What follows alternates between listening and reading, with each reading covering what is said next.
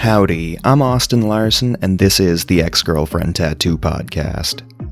Thanks again for joining me for this episode of the program. Hope everyone's staying safe out there, staying healthy. Hope nobody was too disappointed by that new episode of Tiger King. Stimulus checks are going to be coming out this week. Mine just hit this morning.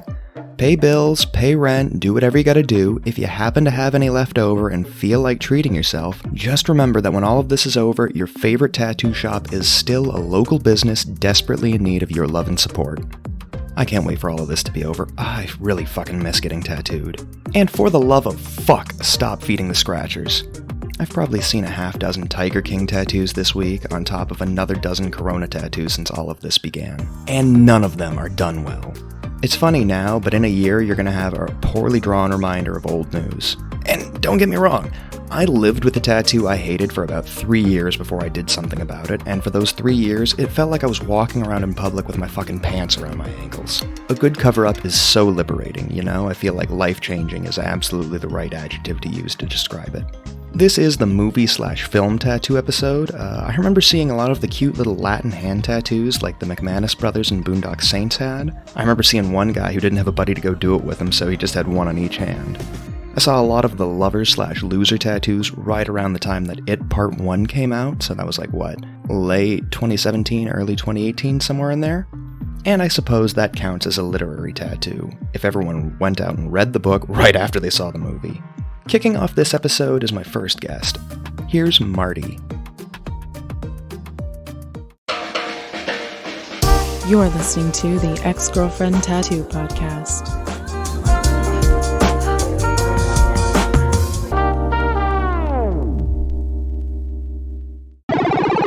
Howdy, I'm Austin Larson. This is the Ex-Girlfriend Tattoo Podcast. I'm joined today by my guest, Marty. Hello. Awesome. Hey, Marty, thanks again so much for being on the show today. Real quickly, how many tattoos do you have right now? Depends on how you count. Hey, there we go. All right, I like that. How many tattoos did you have before you got the one we're talking about today? One. Ooh, okay. One before and then this guy. All right. Would you say that you were raised around the tattoo culture/tattoo industry? Not at all. The one thing my father always told me growing up was, the one thing I never want you to do, son, is get a tattoo. Oh, hell yeah. I've heard something like that growing up, so I totally feel that, man. All right. Well, here, how about you just go ahead and tell us about the tattoo that you'll be discussing with us today? Well, it's the name of one of my favorite skate videos coming up as a kid. It's Misled Youth by Zero Skateboards. It's across my shoulder blades.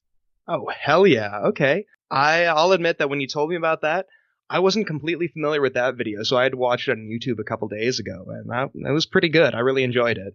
Oh, yeah. Because that was, what, late 90s, early aughts, somewhere in there? I think, probably had to have been at least 96, 98, somewhere in there.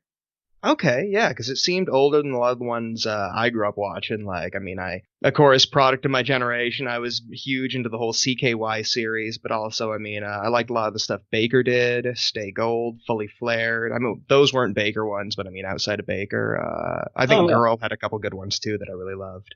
Absolutely. So, how old do you think you were the first time you saw that movie, approximately?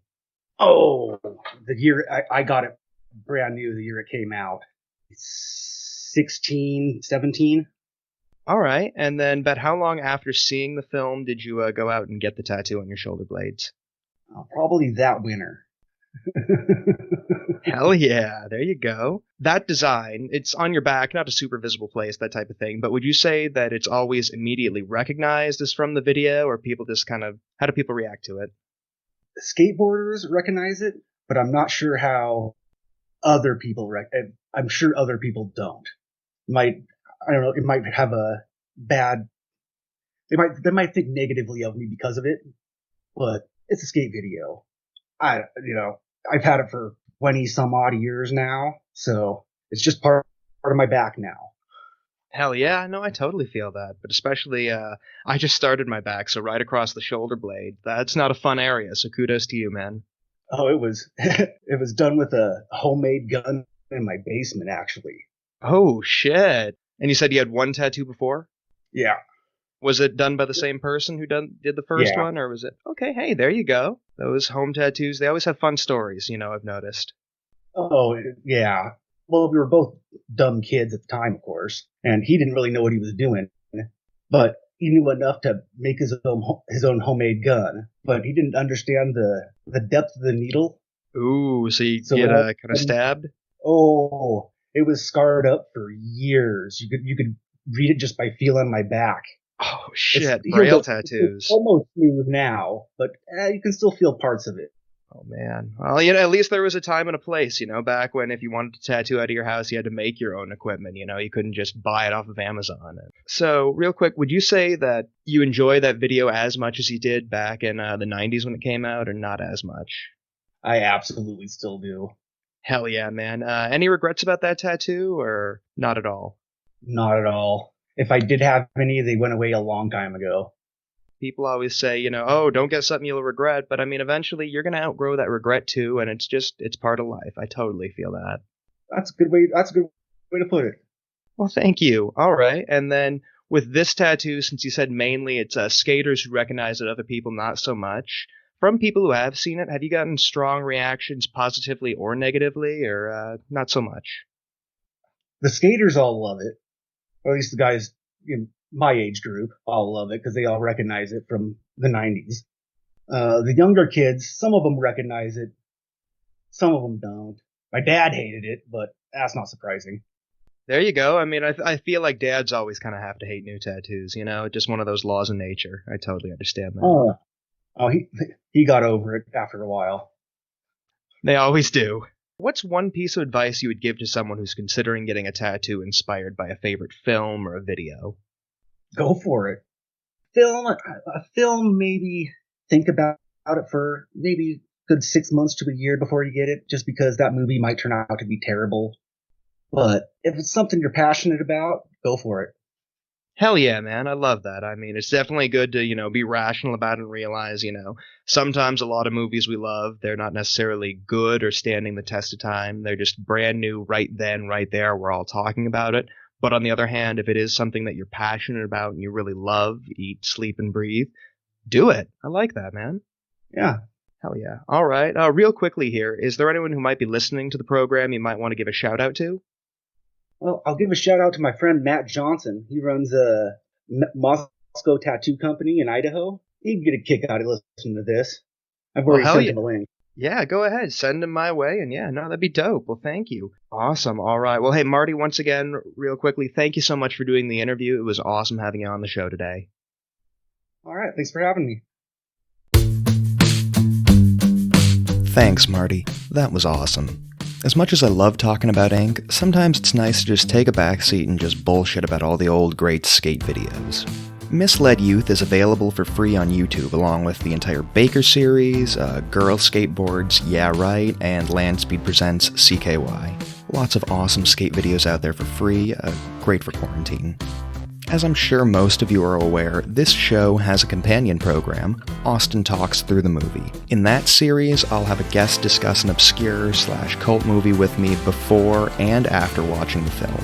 Usually we try to stick to stuff that's available online for free, and so far, so good. I decided to take a sec today to talk a little bit about a tattoo I have that's been inspired by my love of cult/obscure media. Go ahead and check this out.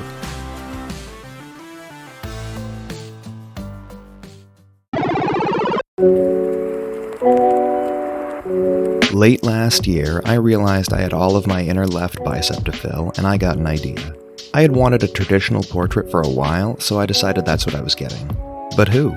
Right off the bat, I knew I didn't want to have an actual person, maybe a character or possibly a creature. I realized that someone or something with more exaggerated features and a distinctive aesthetic would translate well in that style of tattooing. I really had to sit on it and think a while, but ultimately I ended up going with Elvira, Mistress of the Dark, the character portrayed by Cassandra Peterson since the early 80s. I've been a fan of cult and or bad movies for as long as I can remember. I grew up on Mystery Science Theater 3000, Elvira's Movie Macabre, and Riff Tracks. It just felt right. I hit up Cam and asked if that idea would work.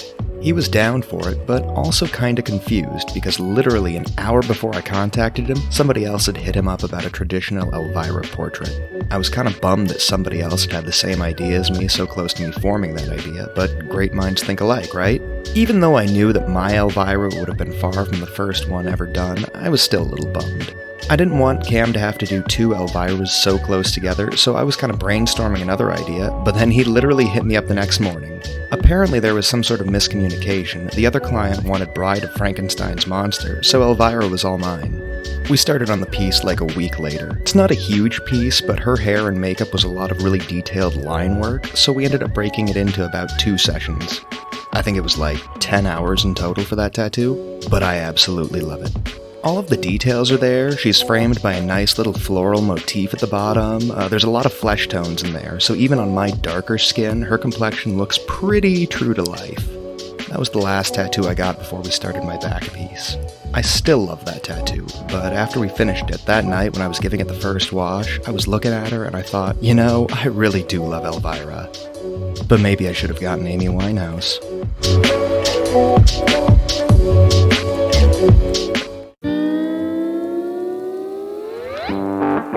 No regrets about Elvira. None whatsoever. But I'll always have love for Amy. God, I had the biggest crush on Amy Winehouse when I was a kid, and looking back on my dating history, I'm not really sure it ever went away. So a lot of Elvira's movie Macabre is available for free at shoutfactorytv.com, so there's that.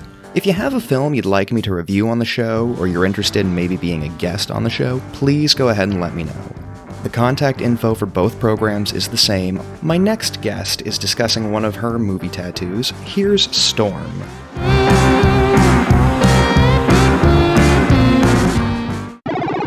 Howdy, I'm Austin Larson. This is the Ex-Girlfriend Tattoo Podcast. I'm joined today by my guest, Storm. Hello. Hey, Storm, thanks again so much for doing the show. Real quickly, how many tattoos do you have right now? I have 5. No, 6. 6 tattoos? Hell yeah. Okay. How many tattoos did you have before the one we're talking about right now? 4. And then would you say that you were raised around the tattoo culture/industry? Not really. Not a lot of people in my family have tattoos, but they were like open to it, Nothing against it, but just not their thing? Mm-hmm. Okay, I hear you there. All right. So how about you go ahead and tell us a little bit about the tattoo that you're going to be discussing with us today? My tattoo is from the movie Mars Attacks, and it is one of the aliens, and under it has a banner saying "Ack Ack," which is probably one of my favorite movies growing up, just because there was a scene where they blew up Congress, and I think that was amazing. I love that movie so much. I catch a lot of shit for this, but honestly, like just thinking off the top of my head, probably my favorite Tim Burton flick. Right, and not a lot of people realize that Tim Burton made it. Seriously, people always forget about that, and I mean, I think Jack Black. I mean, we're going to be talking about the film a little bit, so spoilers ahead, just in case you haven't seen Mars Attacks. You should be ashamed of yourself. It's an awesome film. Jack Black's probably my favorite character in there. Just there's such a build-up, and then boom, just vaporized. Oh man. All right. So, how old were you, do you think, when you first saw the film? If you don't know exactly, just approximately. Probably 6th grade. Okay. Yeah, I was probably around the same age. It's a good age to see it. All right. And then how soon after the first time you saw the movie did you get the tattoo? I got the tattoo right after my 21st birthday. Since the aliens from Mars Attacks are pretty distinctive, is that one that people see and it's always immediately recognized as Mars Attacks, or? No, actually. A lot of people don't really know the movie that I found out in my area, which I find really weird because I'm in Washington. We're kind of weird. Yes, we are. Yeah, that's super weird, and you'd think that more people would have seen that. But okay, now that you have the tattoo, would you say that you still enjoy the film to the same degree as you did, I guess, since you've had a little bit of time since, would you say that you still enjoy the film to the same degree as you did when you got the tattoo or you first saw it? I think I might like it more just because I have one of the characters on me. I think it's like, oh my god, those colors, they're popping, it's so cool, da-da-da-da-da. Oh, I totally hear that. I mean, especially when you have a nice tattoo that just pops like that. I mean, you can't stop staring at it. I've been there before. All right. And do you have any regrets about that tattoo at all? No, not at all. Well, when I got the tattoo, I went down to Vegas, and I was all like, okay, I'm in Vegas. I need to get this tattoo here because this is where the movie started. I really like that. Hell yeah. I mean, when in Vegas, what else you got to do, right? I mean, besides everything. Okay, and then people seeing this, have you gotten really strong reactions, either way, positive or negative, with this tattoo? I've gotten a lot of strong positive reactions from it, yeah. A lot of people really enjoy it. And, like, the ones who've seen the movie and see it, they're like, man, your guy did a really good job. That's so cool. Clean lines. Da-da-da-da.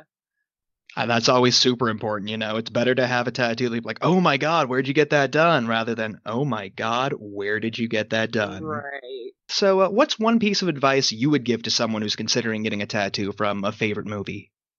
Think about it, just because could be a lot of characters in that movie that you like, and there's a lot of poses that a certain character does that you want to make sure it's the right pose that you want on your body. I like that. I totally agree. It's only there forever, right? Mm-hmm. Yeah. Sorry, I'm noticing that championship belt on the wall behind you, and that is fucking badass. I got distracted there for a sec. I'm a huge wrestling nerd, so I mean, just seeing that, I was like, oh fuck yeah. All right. Well, real quickly here before we go, is there anyone who might be listening to the program that you want to shout out? Well, if anybody knows me that hears me on here, hey guys. If you haven't seen my tattoo, you guys gotta come see it. Tell all your friends, please. Right. All right. Well, once again, Storm, thank you so much for being on the program. Really appreciate it. It was awesome having you. Thank you. That was awesome. Thanks, Storm. I love Mars Attacks. I know off the cuff I said that it was my favorite Tim Burton flick, but that's because I forgot he directed Ed Wood. Mars Attacks is a close second, though. Man, how the hell have I never had a wrestling tattoos episode? You know, I'm definitely gonna have to add that to the list. So I really thought about saving this next piece for the literary tattoos episode, but really it's based on the film adaptation of the book. Definitely one of those rare instances where the film adaptation is so much stronger than the book. The novel was a New York Times bestseller, but the film was one of the defining films of American cinema in the second half of the 20th century. Possibly the biggest film of the 1970s, a film that strikes fear into audiences today. Check this out.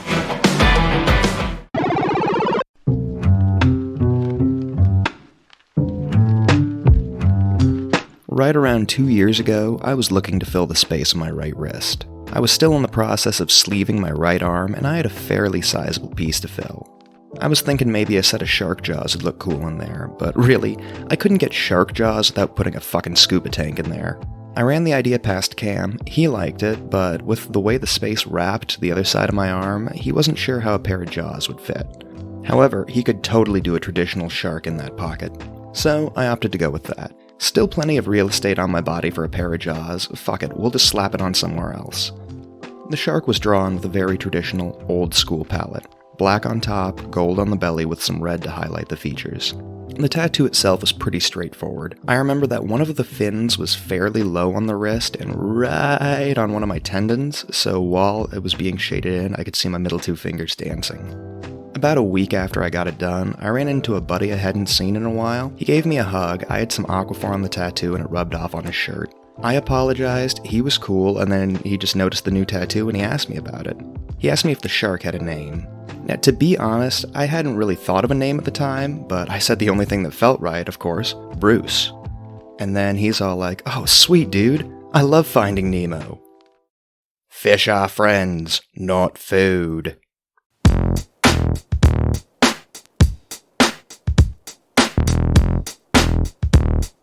Love, love, love Jaws. It was a great film 35 years ago, and it's still a great film. And I love Star Wars, too. I love Star Wars. Star Wars had a bigger budget, Star Wars had bigger box office returns, and Star Wars had truly great sequels. Not all of them, but at least it had a few truly great sequels. That's something Jaws never had. However, nobody developed a fear of outer space due to Star Wars. Jaws scared lots of people from the beach. Loran and I watched the unofficial fourth sequel, Cruel Jaws, for the first episode of Austin Talks Through the Movie, and I really can't recommend it highly enough. If you're familiar with the Jaws series, you need to go watch it. If you aren't familiar with the Jaws series, that's even better.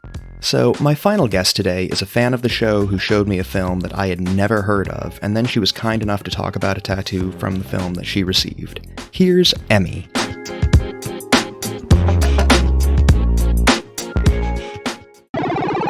Howdy, I'm Austin Larson. This is the Ex-Girlfriend Tattoo Podcast. Today I'm joined by my guest, Emmy. Hi. Hey, Emmy, thanks so much for being on the show today. All right, real quickly, how many tattoos do you have right now? I was trying to count them earlier today. I think it's somewhere in the range of 12-ish. Dozen, I like that number. All right, and then the edition we're talking about today, how many tattoos did you have when you got that one? Do you remember? It was my first tattoo. Hey, there we go. First tattoos are always fun. Would you say that you were raised around the tattoo culture / tattoo industry? Not at all. My was raised pretty Catholic, and neither my dad or mom had tattoos. And my mom's dad, my grandpa, was in the Marines, and he was also very anti-tattoo. He was not a fan of them. I didn't hide it from my family necessarily. I just didn't tell them about it when I first got it. Totally understand. All right. Well, real quick, how about you just go ahead and kind of tell us about that tattoo? Yeah, it's from the movie Mirror Mask. It was written by Neil Gaiman, and the art direction, I think it was directed overall by Dave McKean, who's done a lot of artwork for a lot of Neil Gaiman's books, just in general, like a lot of his children's books. So if you've ever read Coraline, he did a lot of the creepy, terrifying artwork in Coraline. Oh, shit. Yeah. So that's where the movie comes from, and it's even got the Jim Henson Company involved, and it's this very weird, completely, almost entirely CGI, but with real people type of movie, where this girl kind of falls into this mirror universe where everything's the same, but totally different, and she has to get herself back to her, to the real world. And this other girl from this other universe who looks just like her has taken her place and is just wrecking her life. Not wrecking it, but you know what I mean. And the tattoo that I chose is just from this very brief moment where you're actually seeing the artwork on her wall through a mirror on her other wall, and it's supposed to show a street view of this other world, and the end of the street is a sun. And so the tattoo that I got is just this little sun, and it has little, instead of rays of light, it's little triangles around it, and the face on it is sort of abstract but not really. And I think that movie resonated with me so much at the time. I watched it too many times, could recite it at one point. It was just too much. It was hit with me so much that when I went to go get my first tattoo, I brought in a book from the movie to the tattoo shop and went up. I'm like, I want this one, this here. Can you do this? And he's like, yeah, it's just lines. And I'm like, yeah, but can you do it? Completely inexperienced with the whole situation. And yeah, I think I was about 19 at the time. And it's just on my upper forearm. Yeah, it was meaningful at the time. Still is meaningful, obviously, for a lot of reasons. But yeah. Wow, I'm a little embarrassed. I'm really not that familiar with the film, but I feel like with all the names you dropped there, I kind of have to be now. I highly recommend if you find it somewhere. Okay, no, I'm sure I'll be on the lookout now. All right, so how old were you? You said about 19 when you first got the tattoo. How old do you think you were the first time you saw the film? I think I was probably 15-ish. Yeah. Nice. All right. So about 4 or 5 years between seeing the film and getting the tattoo. Yeah. Would you say that the design, when people see it, is it always immediately recognized as from Mirror Mask, or do people just kind of see it and what's that? What sort of reactions do you get? I've had mixed reactions. There was mostly people ask where it's from. It's pretty recognizable. It's just a sun. So I think that's the main assumption is, oh, it's just the sun with a face on it. There was one time I was getting a massage, oddly enough, and I was lying on my stomach, and the gentleman who was massaging me, and I had my arms kind of facing out towards him, as he's rubbing my back, says, oh, is that from Mirror Mask? And me, in the moment, just being really excited about it, shot up on my arms naked, and I was like, yeah, wait, hold on, let me go back down and we can talk about this. We just became a lot closer than I intended. But I think that's one of a handful of times, but my favorite time someone's ever recognized it. I totally understand that. Just sometimes when you either see something totally obscure or someone recognizes one of your obscure ones, just like, oh my God, you too? That's awesome. Yeah, I love those moments. It's always like you bond immediately with a total stranger. It's great. Since you said earlier, kind of like more conservative family, that type of thing. Would you say that you got strong reactions about getting a tattoo that's based on something else, or just getting a tattoo in general? Did you get any sort of strong reactions either way after you got it? Nothing particularly strong. When my dad first finally saw it, and he was on the more religious side, he's always been an incredibly open and loving man, not necessarily overly conservative, but that was definitely, it still is like a really big part of his life. But when he first saw it, he was kind of disappointed, like, I kind of figured this was coming. It's your body, it's your choice, but shucks. Whereas my mom, they had kind of separated at this point. Well, they had divorced. And so when I first got it, she was super on board with it. She actually went to go get her first 2 tattoos, I think 5 years ago. And I went with her to the tattoo shop to go get her first 2 tattoos, which was really awesome. But I have never really had a super strong reaction, except maybe in the workplace, about my tattoos. And that's a completely different beast altogether. I totally understand that. All right. Would you say that you like Mirror Mask as much now as you did when you got the tattoo? I don't watch it as frequently as I used to, but it is still something that I go back to when I need it. I think mostly if I'm having like a bad mental health day or a night where I can't sleep, it's still one of my go-tos to just watch and sort of decompress. I totally feel that. Any regrets at all about that tattoo, or not so much?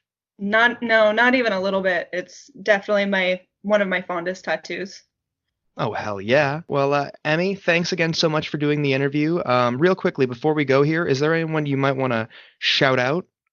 In general, just my amazing boyfriend. But as far as tattoo work, I really am madly in love with Tracy Manley at Mom's Tattoo. She's wonderful and kind and patient and so incredibly creative, and I adore her. Oh, that's awesome. And you know what? Here, real quickly, I almost forgot. What's one piece of advice that you would give to someone who's considering getting a tattoo based on a movie? I think sometimes, and I'm by no means a professional tattoo artist, I think sometimes when I think about getting a tattoo from a movie or TV show or what have you, you tend to fall in love with the idea so much that you want to cram all these different elements into it. And I would say simple is best, because that can sometimes just get the most recognition and it can be even more meaningful to you and in that way. But again, like, not speaking as a professional, just speaking for myself as someone who just got a son. No, I like that. Simple is best. That's a good way to just look at all of life, really. I like it. Simple is better. Yeah. Well, Emmy, thanks again so much for being on the show. Really appreciate you, and thank you. It was awesome having you. I appreciate it. Thank you. Emmy, I really can't thank you enough. That was wonderful. Thank you so much for sharing. Dave McKean and Neil Gaiman, produced by the Jim Henson Company. Good God, what a combo. This has been the Movie Tattoos episode. I really hope you've enjoyed. Stay healthy, my friends. If you're working from home or self-isolating, keep on rockin'.